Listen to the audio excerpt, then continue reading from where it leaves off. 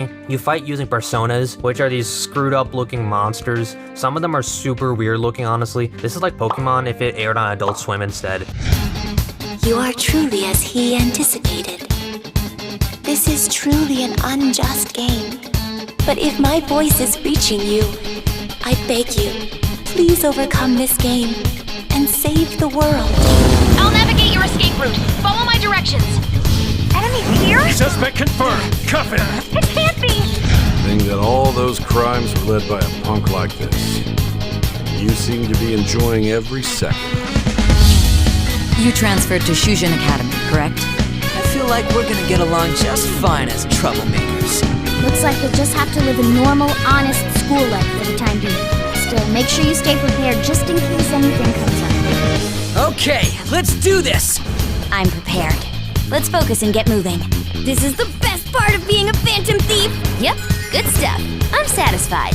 Spotted a shadow. Let's get it, Joker! The shadows are ready to kill. Be careful, Joker.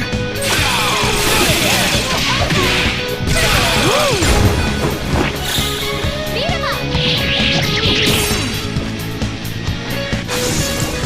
Allow me to observe the path of your rehabilitation. Gather personas and bring them here. Execute them and continue to give birth to even stronger personas. The world is not as it should be. It faces an inevitable utter ruin. However, mankind is said to hold the power to overturn even the most dire of predicaments. Persona 5. This has been Atlus's baby for the past almost half-decade at this point. Yeah, instead of announcing Persona 6 like the fans want, they've decided to re-release this game for the third time in a row, this time for the Nintendo Switch, Xbox, and PC. I personally think you'd have to be a complete idiot to buy the exact same game 3 separate times. Thankfully, I bought this game 6 times instead. I originally played this game back in 2017 when it was released just as Persona 5 for the PS4, and it was a good game. It was an engaging RPG, probably one of the best ones on the system. And the longest. I mean, holy shit, it took me like 70 hours to beat it. I certainly hope it's good if it's gonna take me that much time to beat.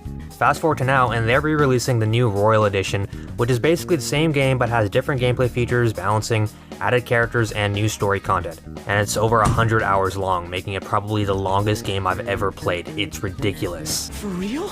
So with this new release, you might be thinking, is this game still worth picking up in the current year? Maybe you've already played it before, or maybe you've never played it before in your life and you have an itch for a new adventure game. Well, I'm here to tell you that Persona 5 is probably one of the most unique games ever made. It's a really fun and engaging turn-based RPG, one of the last remaining ones keeping the genre alive, which I really appreciate.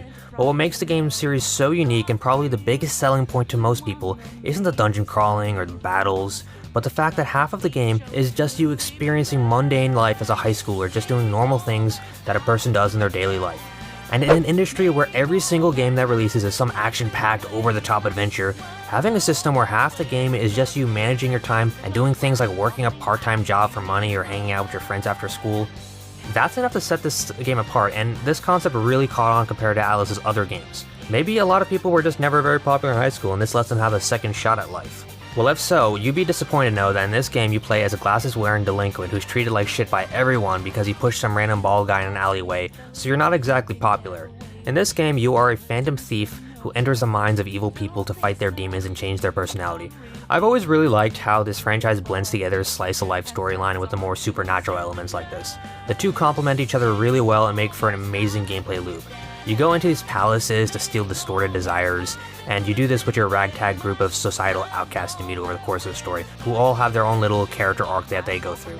I think the characters in this game are alright. Their interactions seem genuine enough. You can hang out with them and you do things like texting each other in class while the teachers aren't looking, which is a very realistic portrayal of school. Though only a few of them really stand out to me, and they don't really feel like they're friends with each other. They're just constantly being like genuine assholes to each other for no reason at all. It's kinda weird, honestly. And remember, this is a JRPG, so of course there is the obligatory annoying talking animal sidekick in the form of Morgana, the cat man who follows you into the real world and comments on literally everything you do, acting sorta like the protagonist's inner voice. Morgana is a pretty chill companion, honestly. There's just something endearing about sitting in your room watching rom-com DVDs with a literal cat that's sitting upright.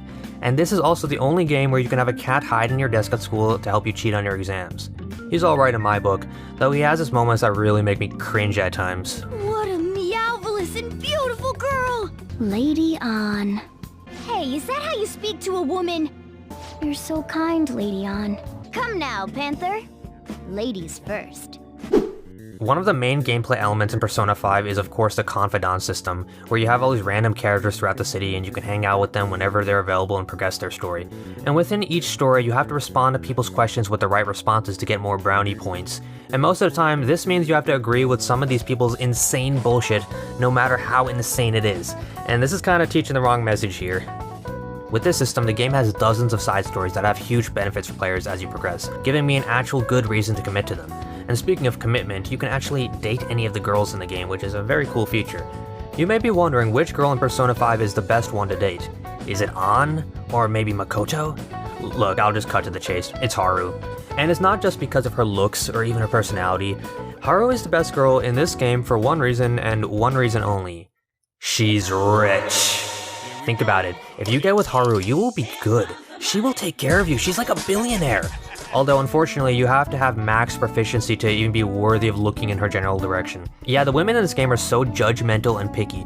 They don't want to be caught dead with you in public unless you have some arbitrary stat level up to a certain point, which is why you find yourself doing odd jobs, reading tons of books, and scarfing down gigantic cheeseburgers. You literally do all this just for the chance to walk home with one of them. Incredibly pathetic.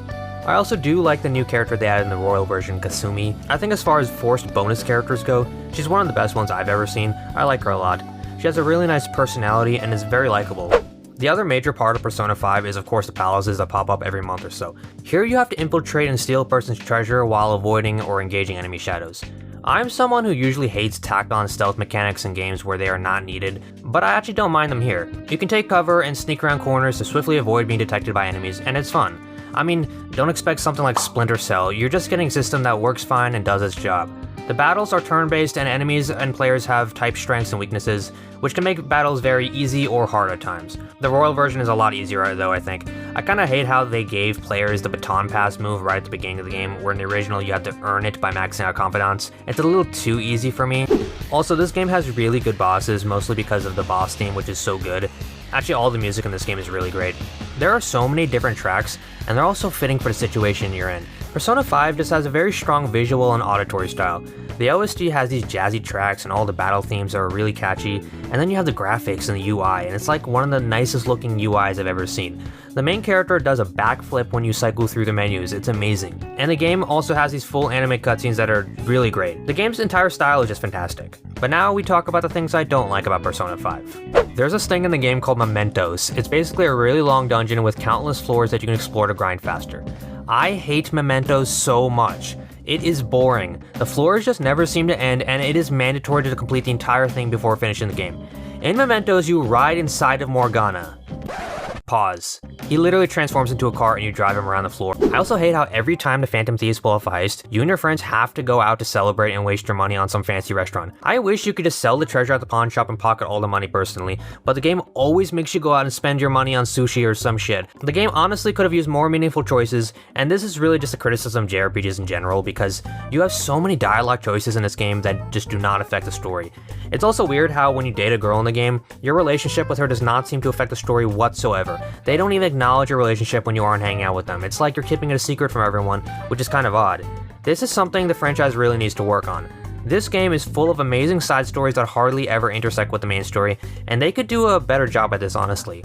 And the one thing I hate most about this game, the length. Persona 5 Royal takes over 100 hours to beat on average, so if you play this game an hour a day, it would take you months to beat it. This game is too damn long. It is literally one of the longest games I've ever played. It is just absurdly bloated. There's just too much long-winded dialogue. The game just drags everything out as much as possible. Every cutscene in the game has the characters explaining the same things over and over again. You will spend an exorbitant amount of time mashing through unnecessary dialogue. Some major plot points feel like they don't add to the story and could have just been left out.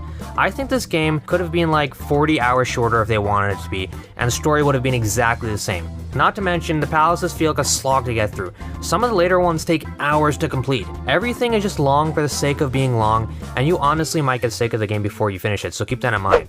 So Persona 5, it's a good game. It's probably one of the best JRPGs of our time. I think it's worth getting even today. It's a little bit ridiculous that they're selling for $60 though. I mean, most 5-year-old games hit the bargain bin by now, but whatever. If you have Game Pass, it'll be free on there, so that's good at least. Konnichiwa.